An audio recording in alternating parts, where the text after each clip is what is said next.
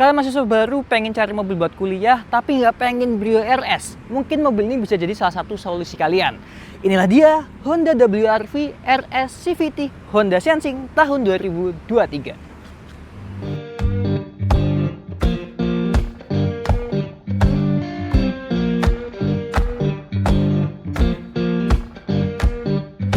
Oke guys, welcome back to PMJ Auto. Balik lagi sama aku Hanif, dan kali ini sebelah kita udah ada Honda WRV RS CVT Honda Sensing tahun 2023.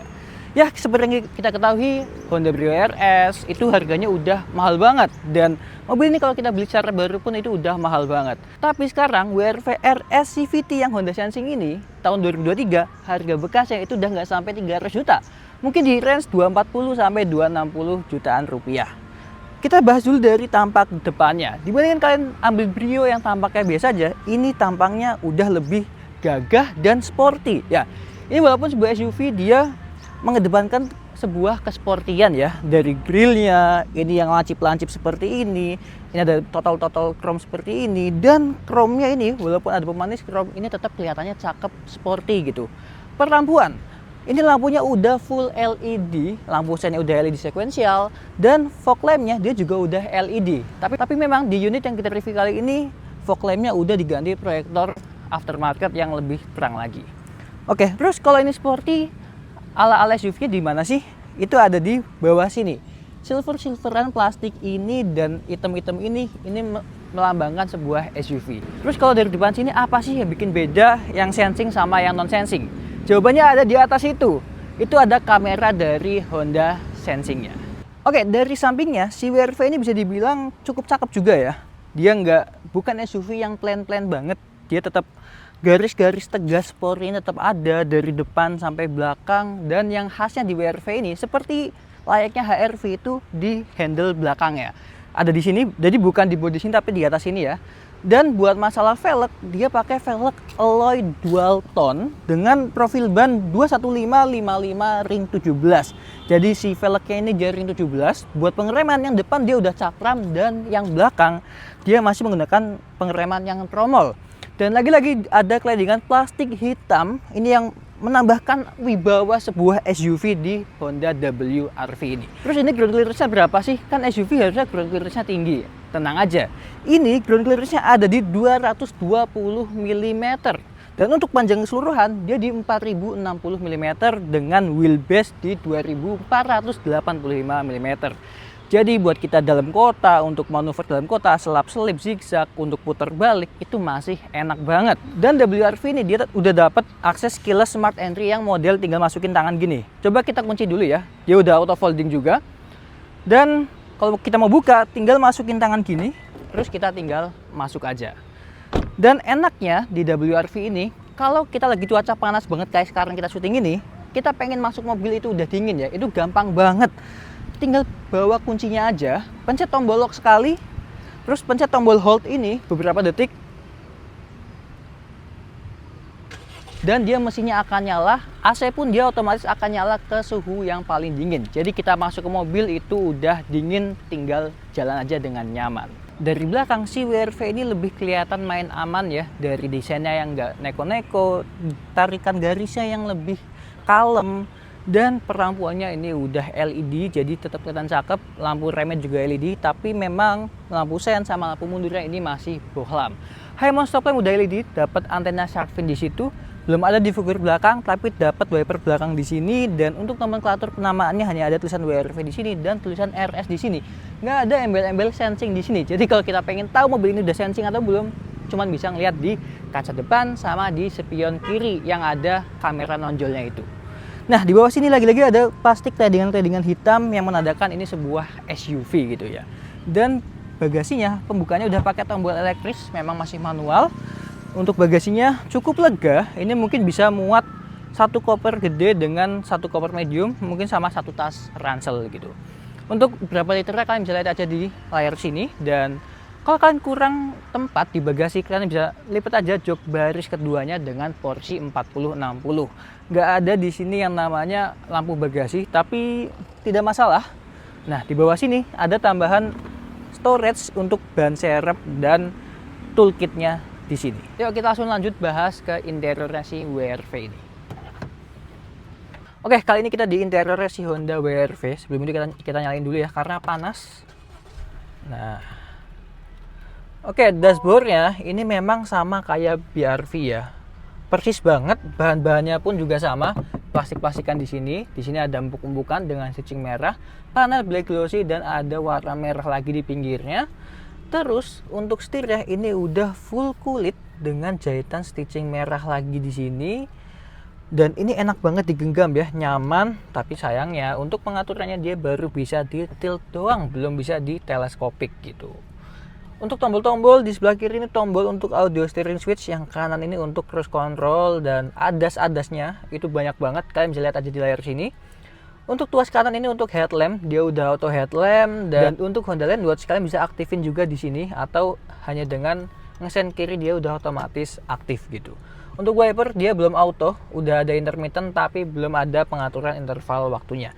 Speedometer memang masih analog, tapi tengah-tengahnya udah ada instrumen yang digital, dan kita bisa lihat pengaturan-pengaturan dari adasnya tadi di instrumen digital di tengah sini.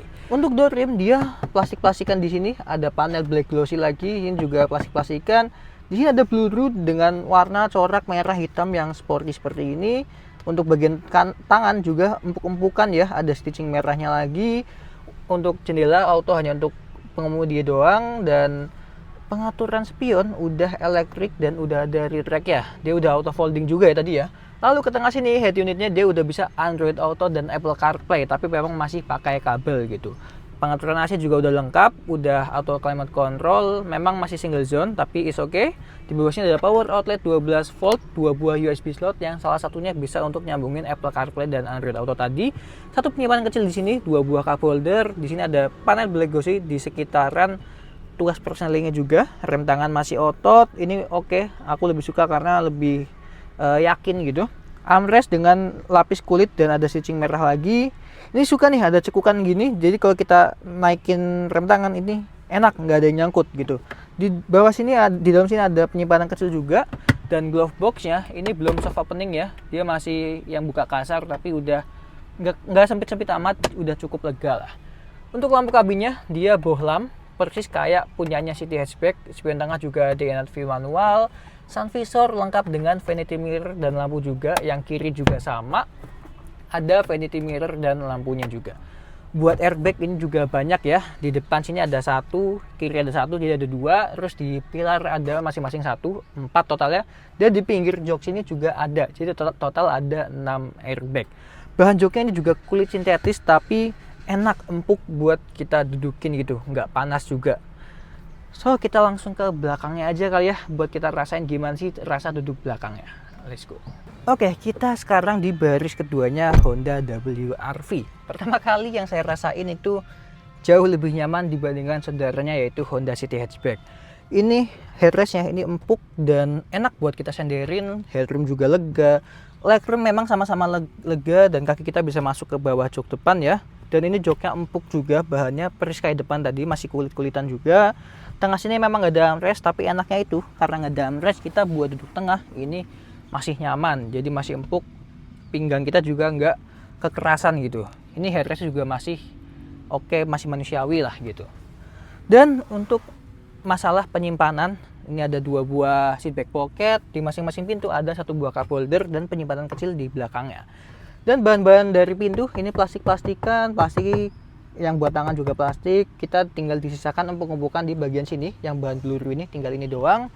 Di tengah sini ada power outlet 12 volt, memang belum ada AC belakang, tapi mobil ini kecil jadi ya udah ya, AC-nya masih cukup kok buat dari depan doang.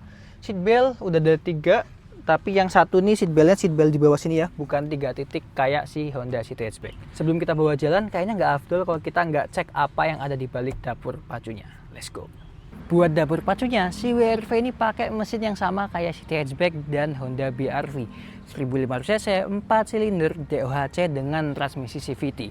Output tenaganya di 119 horsepower dengan torsi maksimum di 145 Nm.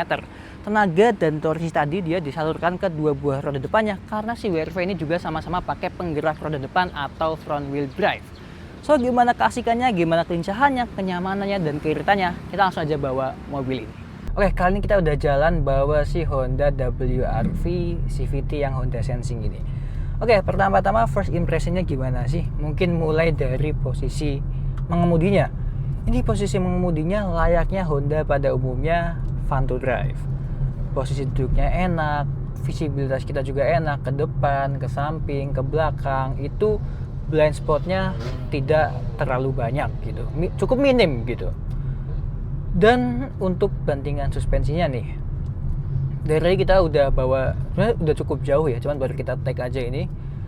Itu bandingan suspensinya dibandingkan si hatchback ini memang lebih goyang gitu, lebih sedikit limbung, tapi not bad, masih cukup oke lah, masih dalam taraf kenyamanan yang cukup oke.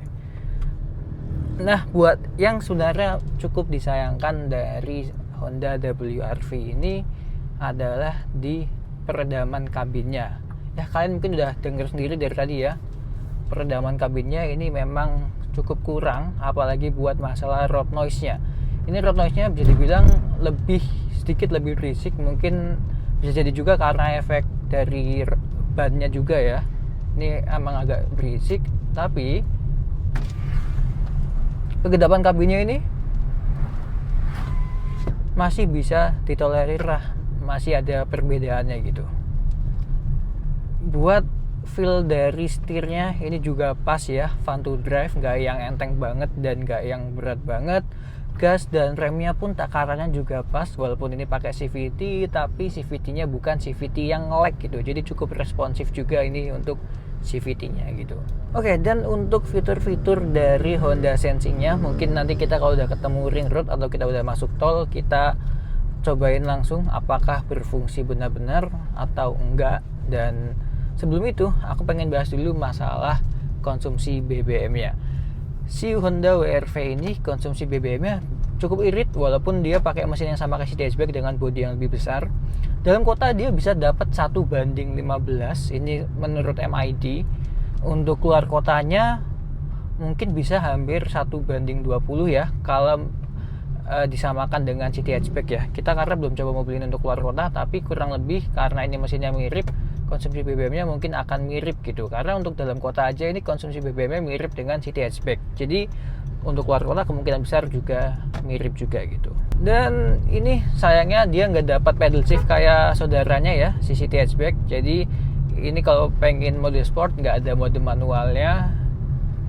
Jadi ya cukup disayangkan, tapi nggak masalah, ini sebuah SUV yang diperuntukkan untuk ketangguhannya, bukan cepet-cepetannya gitu. Nah, buat bandingan suspensinya ya, tadi memang aku bilang agak sedikit lebih goyang dibandingkan City Hatchback, tapi buat kita lewat jalan rusak kayak sekarang ini itu lebih berani karena ya ground clearance-nya tinggi. Kita nggak takut mobilnya ini nge-serot atau kakinya gampang rusak, itu kita nggak takut gitu. Nah, memang mungkin ini habitat aslinya tuh di jalanan-jalanan seperti ini ya, dibandingkan jalan-jalanan yang halus tapi gelombang dikit-dikit gitu. Ya, dari tadi kita juga udah coba ya masalah kelincahannya si Honda WRV ini. Kita udah pakai dalam kota di Jogja tadi buat belok-belok, masuk jalan kecil. Ini enak banget karena bodinya nggak terlalu lebar, nggak terlalu panjang. Habis itu tadi ada Honda Landwatch yang ini sangat membantu buat kita ngelihat blind spot ya, apalagi di Jogja motor kan rata-rata di kiri ya, nyalip lewat kiri. Terus kalau kita mau belok kadang ada beberapa yang nggak mau ngalah, ini fitur Honda Landwatch ini sangat amat membantu gitu. Buat putar balik juga enak karena radius putarnya ini tidak terlalu besar, kecil sih, bisa dibilang kecil. Jadi buat putar balik ini enak gitu. Dan setelah aku pakai tadi dalam kota, ternyata fitur Honda Landwatch selain kita harus pencet tombol di sini atau kita harus ngesen kiri, begitu kita sebelah kiri ini terlalu mepet entah dengan kendaraan lain atau mungkin kita dipepet motor atau mungkin terlalu mepet dengan bahu jalan, dia otomatis fitur Honda Landwatch itu bisa nyala sendiri. Jadi cukup canggih ya untuk pengaktifan dari fitur Honda Landwatch-nya. Jadi memang sangat membantu kita gitu. Oke, di depan kita udah kelihatan ring road, jadi kita bakal cobain fitur dari Honda Sensing-nya, apakah berguna dengan smooth atau tidak gitu. Oke, yang pertama kita cobain adalah adaptive cruise control-nya. Kita pencet dulu press switch to operate. Oke. Kita langsung coba. Nah, di sini di tampilannya dia ada beberapa tampilan karena kita bisa setting untuk jaraknya gitu. Nah, ini kita set di kecepatan 40 km per jam dengan jarak yang medium. Jadi dia ada 3 garis, paling jauh, paling dekat, dan yang medium. Kita set ke medium. Coba kita lihat apakah dia berhasil mengikuti kendaraan di depannya gitu. Nah, di depan belum ada kendaraan, kita coba kejar yang di depan dulu. Apakah dia bisa mengikuti sesuai kendaraan di depan gitu.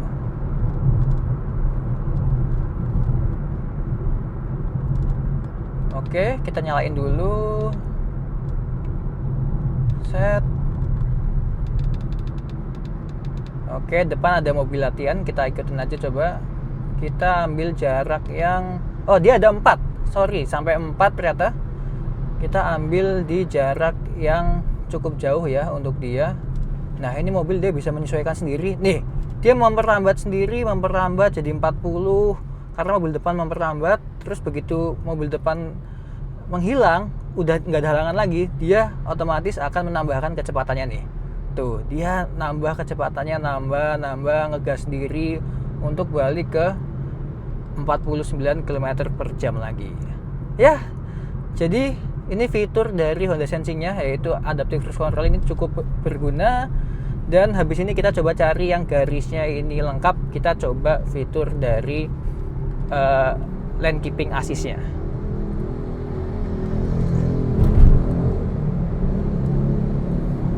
Oke, kali ini garisnya cukup kelihatan. Kita coba lane keeping assist.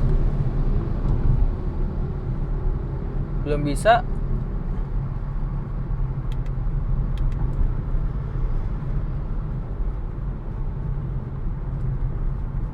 Two hours later. Oh, mungkin harus kecepatan lebih tinggi ya. Atau mungkin kita salah pengoperasiannya.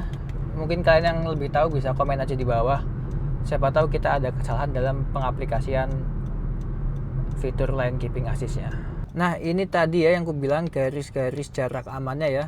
Tuh, kita bisa setting dari yang paling jauh sampai ke yang paling dekat seperti ini. Oke, kita mau cobain ya fitur lane keeping assist-nya karena tadi kita cobain belum berhasil. Padahal dari speedometer ini garisnya tuh kebaca kanan kiri gitu. Jadi kali ini kita cobain ya apakah bisa berhasil untuk percobaan kali ini. Yuk, kita nyalain dulu Adaptive Cruise Control-nya, kita naikin ke 40. Terus kita nyalain lane keeping assist-nya. Nggak boleh nyalain ini sen. Kita cek apakah dia bisa mengkoreksi. Oh enggak, tidak bisa, masih gagal. Coba kita lihat lagi.